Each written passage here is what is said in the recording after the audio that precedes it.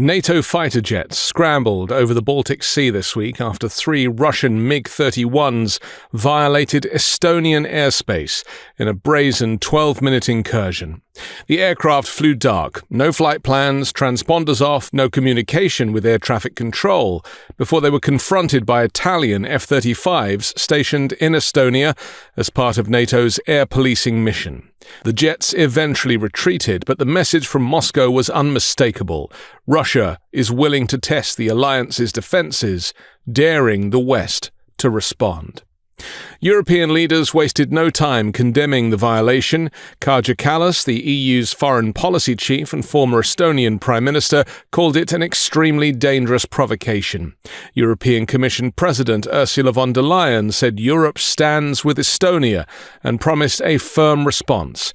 Estonia's foreign minister described the episode as unprecedentedly brazen, noting that Russia had already breached Estonian airspace 4 times this year. Tallinn summoned Moscow's charge d'affaires in protest and requested NATO consultations under Article 4 of the treaty, which obliges members to meet whenever an ally's independence or security is threatened. This latest incident follows a series of deliberate Russian provocations, drone incursions over Polish territory, airspace violations in Romania and Moldova, and repeated harassment along NATO's eastern frontier.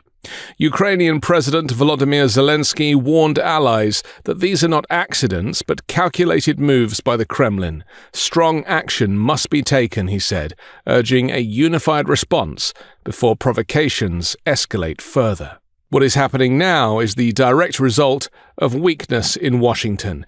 Instead of confronting Putin's aggression, Donald Trump has excused it, mocked NATO, and cast doubt on America's commitment to its allies.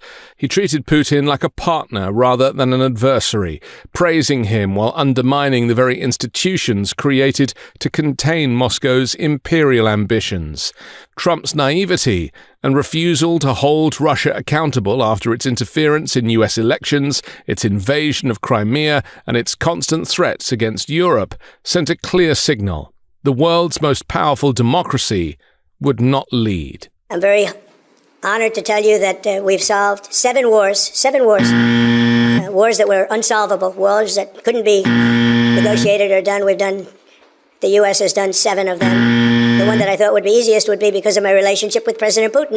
But he's let me down. He's really let me down. It was going to be Russia and Ukraine, but we'll see how that turns out. But that turned out to be, I thought it might be among the easiest of the group. We had settled just about every conflict, and as you know, we're working very hard on Israel and Gaza. Oh, that's happening over there.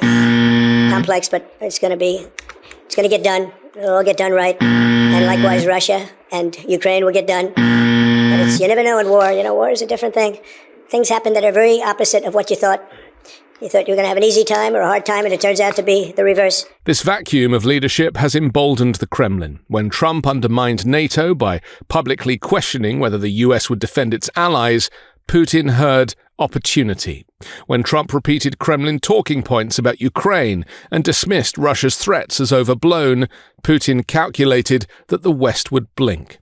The result is a more dangerous world, one in which Russian fighter jets dare to intrude on NATO airspace and Russian drones rain down on Poland. Britain's intelligence chief Richard Moore put it bluntly, there is no evidence Putin seeks peace. Instead, Moscow is stringing the West along while escalating military pressure.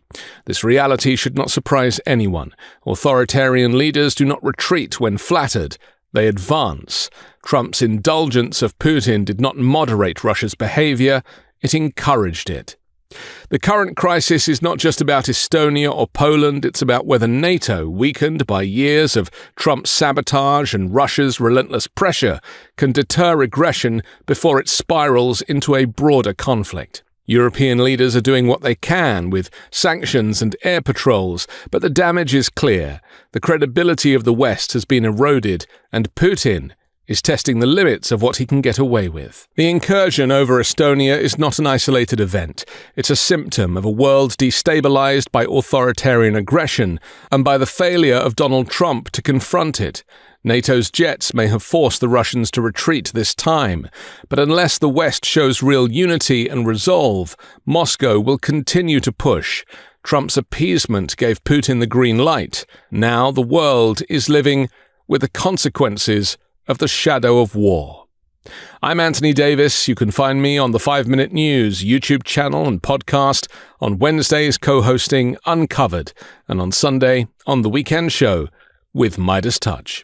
Love this video? Support independent media and unlock exclusive content, ad-free videos, and custom emojis by becoming a paid member of our YouTube channel today.